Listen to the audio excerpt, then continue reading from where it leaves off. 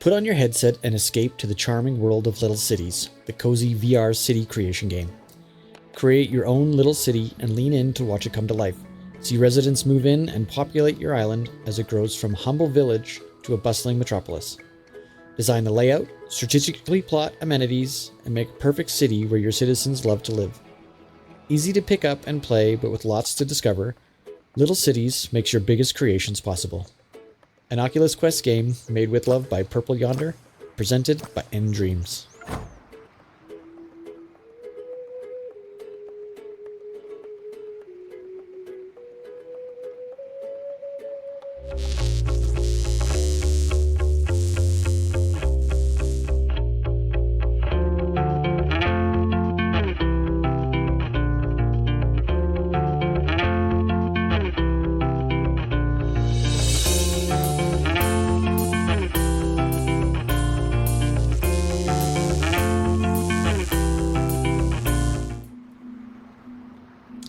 Hey Q2C, welcome back to another First Impressions playthrough, this time of a game called Little Cities VR. This is unlike any other sim kind of game that I've ever played. It has SimCity vibes, I guess you could say, but being in virtual reality just takes it to a whole new level. Full disclosure here though, I am going to show you the entire game. There is a lot of spoilers in this video. It's got all the endgame content, and I played this game from start to finish.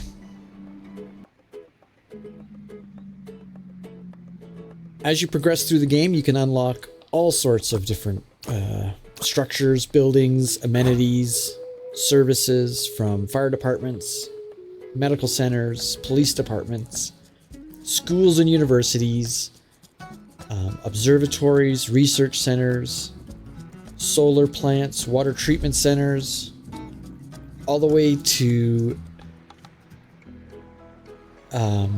floating airports, as you can see here.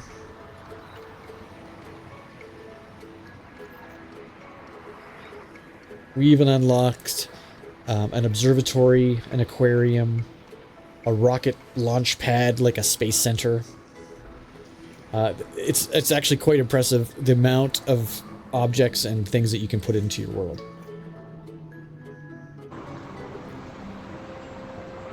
So we're gonna go back here. This is kind of level 8-ish on the first map, and I've kind of got my Sim City or my City VR legs, as if you will. And I've kind of figured out that you kind of need to departmentalize. So you need residential areas, you need industrial areas, you need commerce, but they can't always be together. People in houses don't like to listen to industrial areas, so they get crabby, and you got to make sure your people are happy or they don't pay their taxes. Here you can see that I didn't have cell towers far enough out to reach all my amenities, so I had to build a cell tower.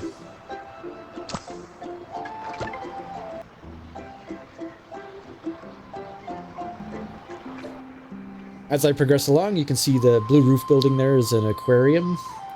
Definitely helps with residential happiness. You can see the fire department there had quickly put out a residential fire in one of our homes.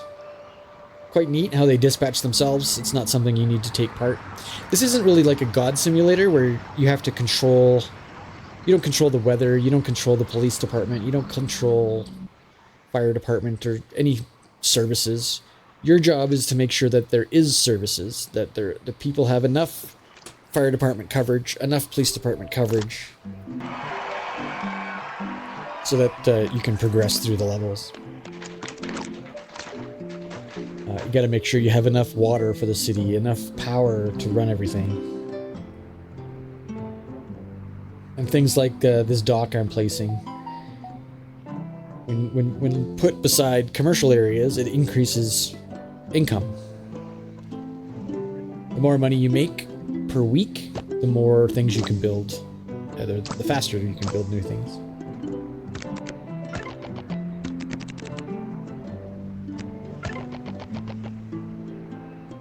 You can kind of see on the map there that the green areas are residential, The blue areas are commerce, or like shops and stores and restaurants. And the yellow areas are industrial areas. Kind of helps, the color coding I think helps with keeping them separate. Easy to look at from a distance to figure out where you put all your stuff. The immersion level in this game is amazing. The audio tracks are amazing.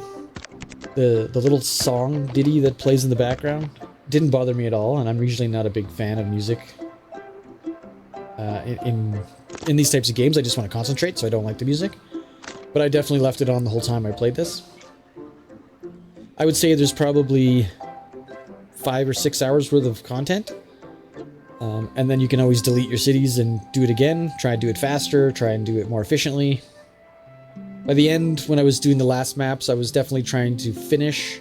Level 25 is the finish. So I was trying to get to level 25 without using all my land. So there you go, I finished Seagull Point, and 2 more areas opened up. But lots of areas for more maps, which eventually unlock as well. And different biomes have different problems. The desert biome obviously has a water issue, it has sandstorms. And you can see that horizontal line and that vertical line. Those are locked areas, so I can't go there. I can't build like I could on the first map. I have to concentrate everything in one small area until I get to a high enough level that I can unlock the new zones. Which makes it pretty tricky because you have to still separate industrial, commercial, and residential. But you have to do it in these little zones, which makes it much more difficult.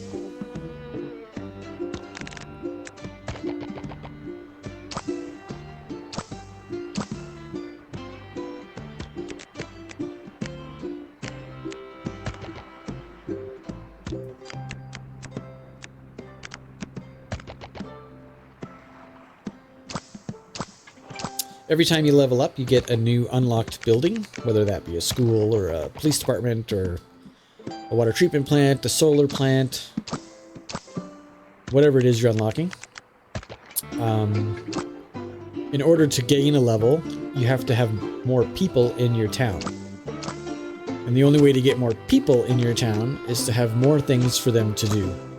So you need more jobs. So more industrial, more commercial brings more people. There you can see I have a lot of commercial and industrial, but I don't have anywhere for my people to live.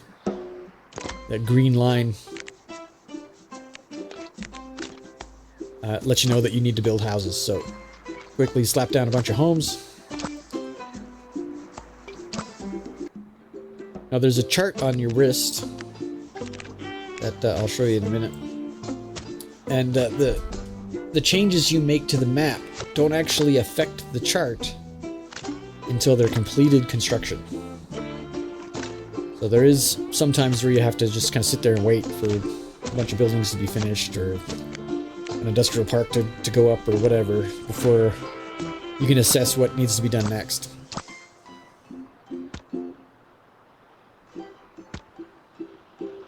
What I also found out that while I was playing is you really got to be smart with the map, like the road layouts, to make it the most efficient use of land, so you can get the most stuff down.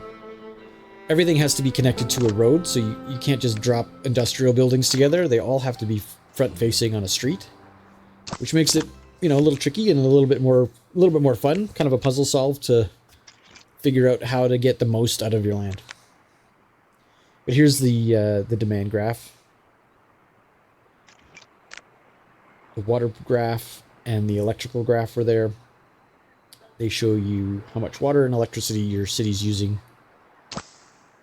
And there's an upgrade. So the Oasis Dome was unlocked.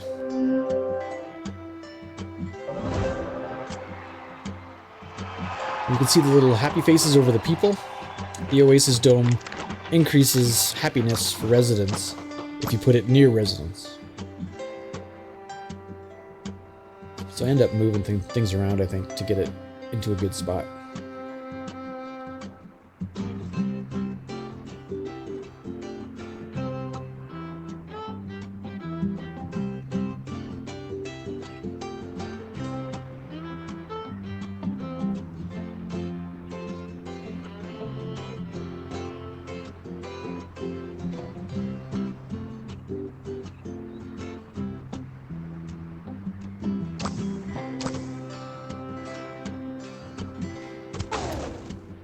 make some room. I can always rebuild the houses afterwards.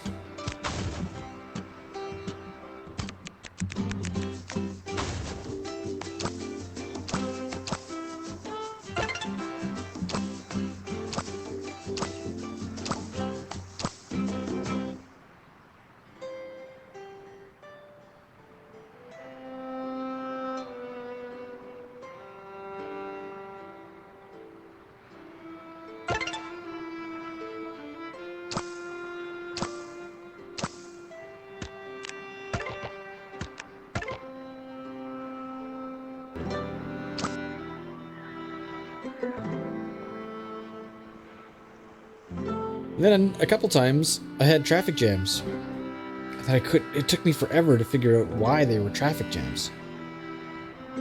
They just wouldn't move. The police department was there as if they were trying to fix traffic. Maybe there was a car accident. I'm not sure. I ended up demolishing some houses and some roads and making less intersections. And that seemed to help with flow traffic. So maybe there was just too many intersections in one area. And everybody was very confused.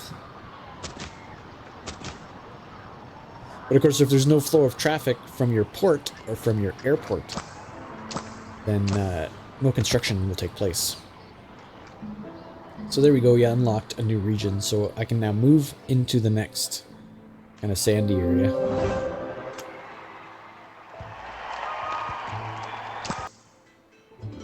Extend my desert biome.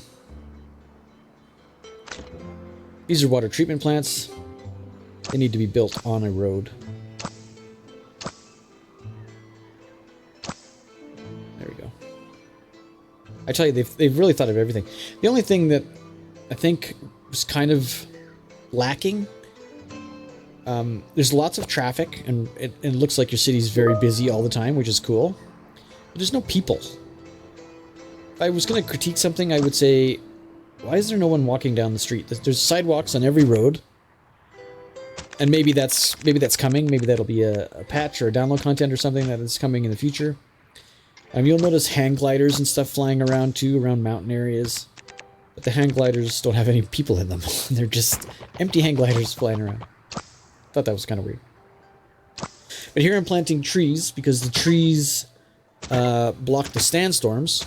So then you can build houses without people complaining about the sand.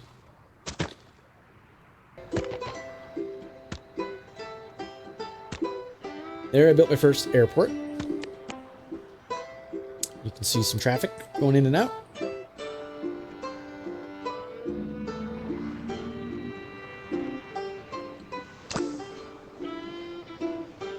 Pretty cool.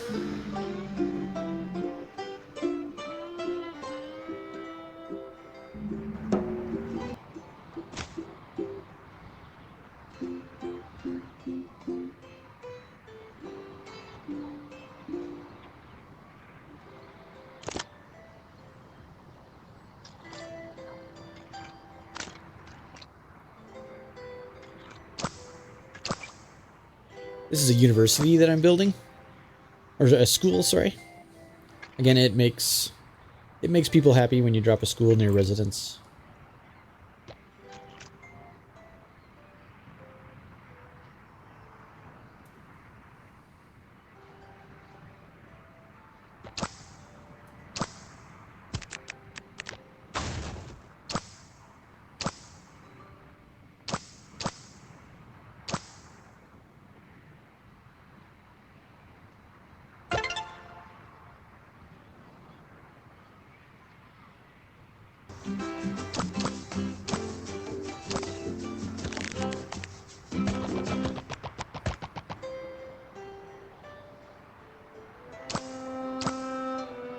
Here I'm expanding my commerce and industrial areas. Again, you can see that I've kind of separated industrial to the right, commerce kind of in the middle, and residential on the left.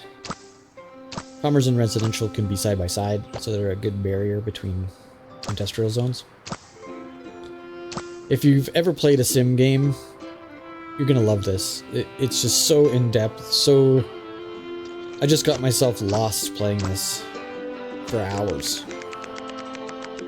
And I would do little things, and I would create roads, and I was like, you know, I don't like that. So then I would pull out the bulldozer and fix it all. And here's an observatory. Something that also makes the people happy.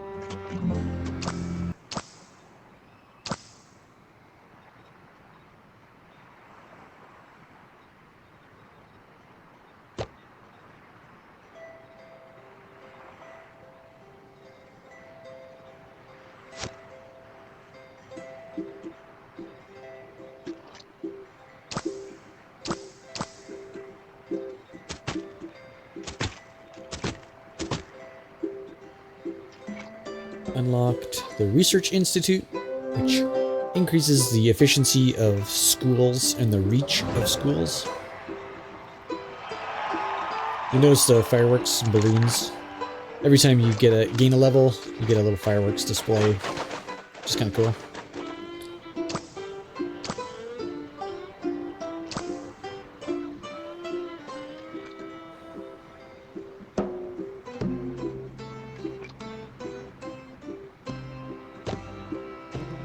Research Institute also increases the efficiency of your industrial area. So I ended up moving it over here.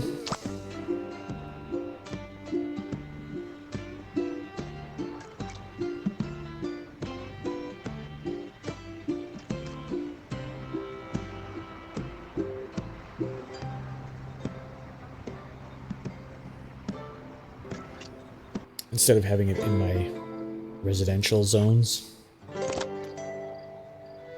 Level 25 is the level cap for each level.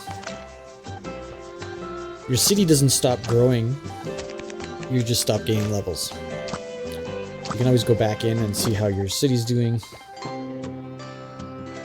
Move things around. I don't know, it's kind of fun.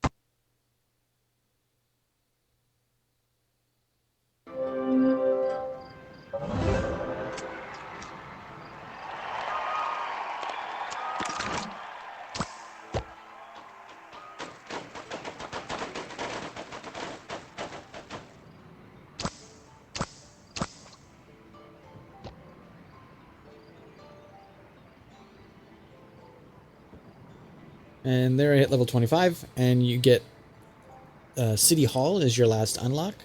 And once you drop City Hall, that's the indicator that more maps have opened up inside the main menu.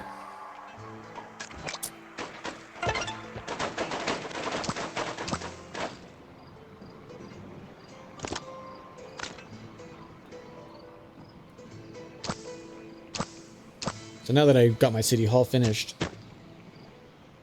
I just start filling in the holes. I think I did pretty good on this map. There's a lot of land that I didn't have to use in order to finish. So I was pretty happy with that. And then I was just able to dump in some more housing, and you'll see the fanfare here once I drop City Hall. Makes all your residents happy no matter where they are. And there's a little fireworks display and some laser lights on top of the building. Kind of cool. And new islands unlock at the main menu.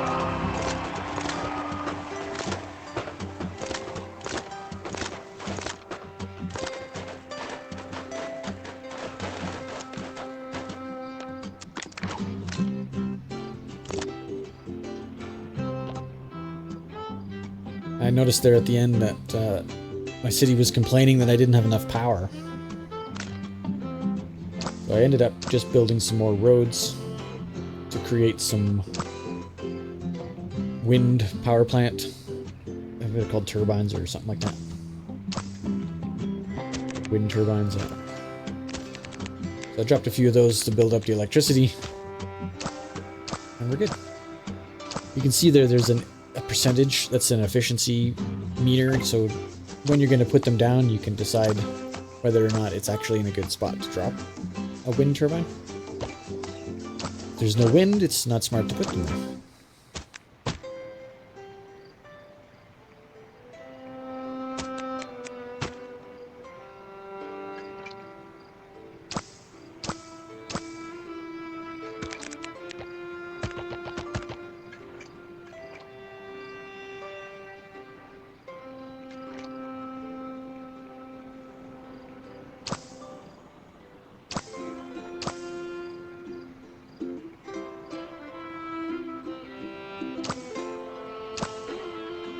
The concert hall I put down, the research observatory, the oasis. No more buildings to unlock, so let's go back to the main menu. So what I'm going to do now is we're going to fast forward and fast travel through all of the levels in the game. And if you have any questions, drop them down at the bottom, and we'll see you at the end of Little Cities VR. Remember, spoilers.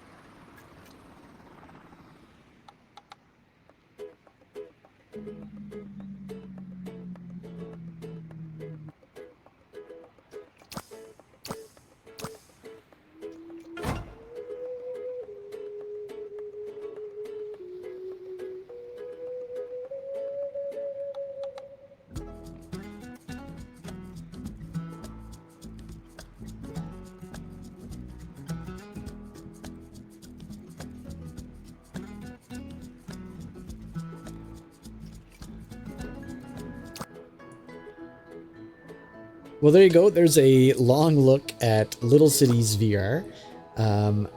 Let me know what you think down in the comments. I'll drop some links in the description. I hope you enjoyed the video as much as I enjoyed playing it, and we will catch you on the next one. Bye, everybody.